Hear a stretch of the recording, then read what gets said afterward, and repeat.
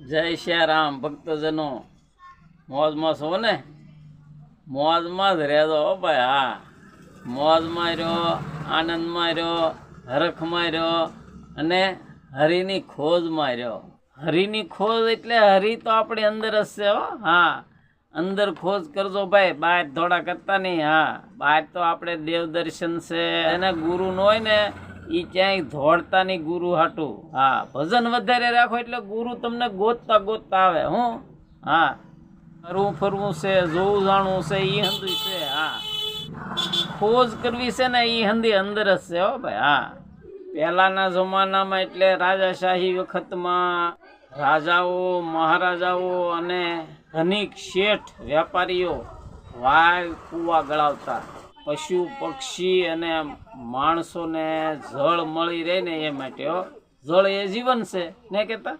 હા, તો આપણે એવી એક પુરાતન પૌરાણિક વહેલાની બંધાવેલી વાવ છે ને એ વાવના આપણે દર્શન કરવાના છે ને એનો વિડીયો બનાવવાનો છે.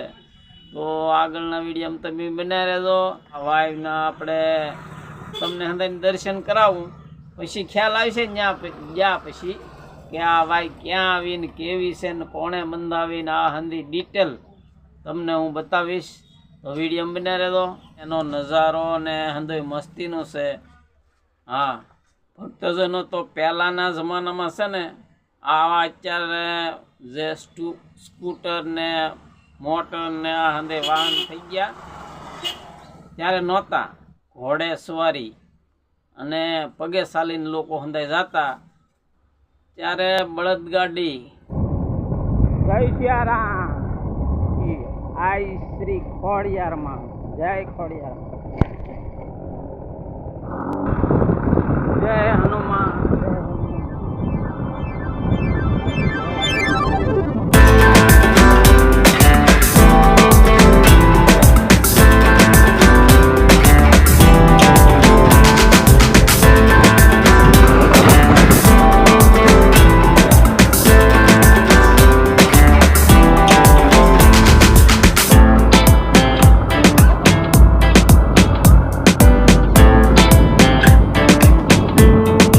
જય શ્રી રામ મિત્રો, મોજમાં છો ને? મોજમાં રહેજો હો ભાઈ, મોજમાં રહેજો, આનંદમાં રહેજો, હરખમાં રહેજો અને હરિની ખોજમાં રહેજો.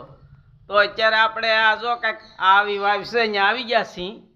આ વાવ કોણે બંધાવી, ક્યાં આવેલી છે, આનો ઇતિહાસ શું છે, આ બધું હું તમને છેલ્લે જણાવ્યું હો ભાઈ. હા, તો આગળના વિડીયોમાં બન્યા રહેજો. આજુબાજુના ઘણા વિસ્તારોમાં આવી વાવ્યું છે હો ભાઈ. હા, તો જય શ્રી રામ. આપણા વિડીયોમાં આગળ બિના રહેજો.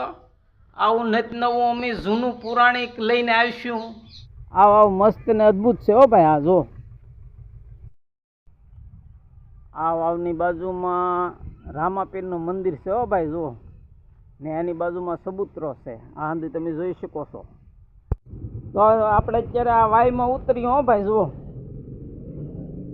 આ બાંધકામ હંધી વહેલાનું છે, જૂનું વાણી જોઈ શકો છો. વાય ઘણી ઊંડી છે.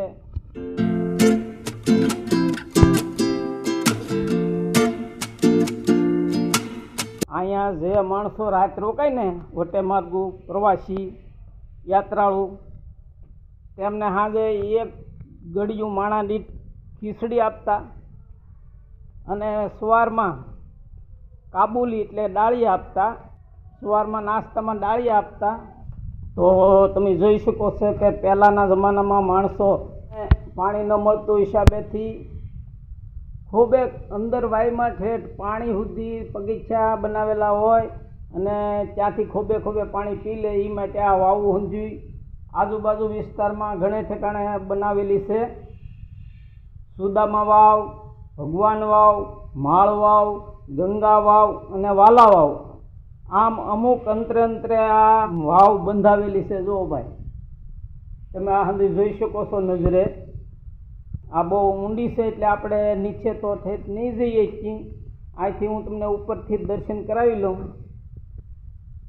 જોઈ શકો છો તમે. જો મસ્તી ને સુંદર છે ઘડતર એનું, ને આ વાવ જોરદાર છે. જુઓ તમે.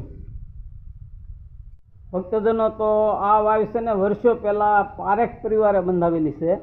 આ વાવનું નામ વાલાવાવ વાવ છે. વાલાવાવ ગામનું નામ પણ વાલાવાવ જ છે. આ વાલાવાવ ગામ છે ને એના બસ સ્ટેન્ડમાં જ આવેલી છે. વાલજીભાઈ વસરાજભાઈ પારેખ વર્ષ 1972માં બંધાવેલા પુરાતન વાવનો જીર્ણોદ્ધાર પૌત્ર શ્રી બળવેતભાઈ પારેખ, ભાઈઓ શ્રી ત્રિવેણી કલ્યાણ ફાઉન્ડેશન માધ્યમથી સંવંત 2039 શ્રાવણ પૂનમ મંગળવારે તારીખ 23/8/1982ના રોજ કરાવેલ આ વાવ જીર્ણોદ્ધાર જીર્ણોદ્ધાર તેમના પૌત્ર શ્રી મધુકરભાઈ દ્વારા ગ્રામ નિર્માણ યોજના માધ્યમિક સંવંત 2072માં તારીખ 1/11/2015માં કરાવેલ છે.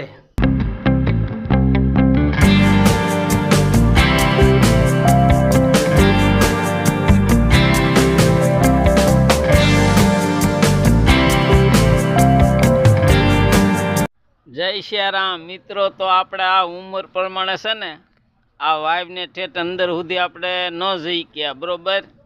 હા, તો આ વાઇફ તમને કેવી લાગી એમને જરાક કોમેન્ટમાં લખીને જય સિયારામ લખીને કહેજો ને ફરી હવે આપણે મળશું બીજા બ્લોગમાં. હા, નવો એક આવો પુરાતન સારો બ્લોગ લઈને આવીશું.